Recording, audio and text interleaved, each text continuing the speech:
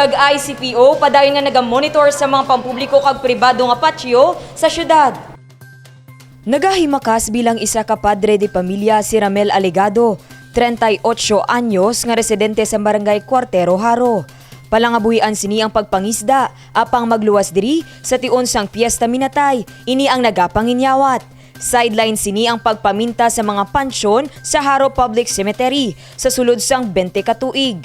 Ginpakigbahin ni Alegado nga kada piyesta minatay subong lang nga tuig, nagnubo ang ilang nga kita apang wala man nadulaan sa paglaom sa kabuhi. Pigado, subong man pigado. Kumpara mo sa ligad. Sa ligad sa tuig, damong tawo, subong pigado. Gawa ng konti ang katubla, gamay ang kato na tawo. Dako kita namin sa una.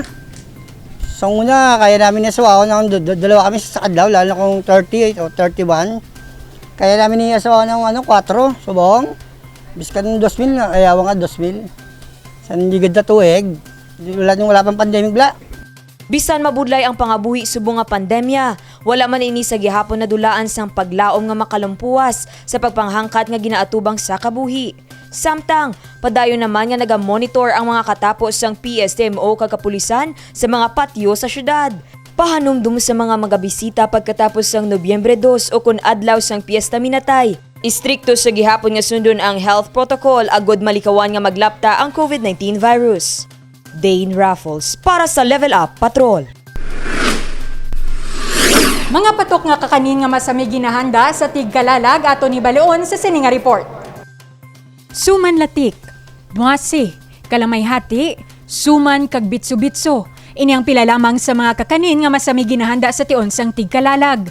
Sa syudad sang Iloilo, kilala ang barangay Kaingin kag Baldoza sa distrito sang La Paz nga sentro nga ginakuhaan sang mga kakanin. Isa sa mga nagaluto sini, among 39 anyos nga si Cheryl Peñasales. Ini ang nangin palangabuyan na sang pamilya ni Cheryl sa sulod sang 15 ka tuig. Linggi na siya sa una sa lula ng lula ko gidbala nga si Enriqueta Jansen, tapos nagbula si nanay ko kay sa una si nanay ko nagamais gid na saya galing kay syempre di may gamay pa ko to hindi mabayaan nagluto-luto naman siya nagluto siya sa mga pilit-pilit.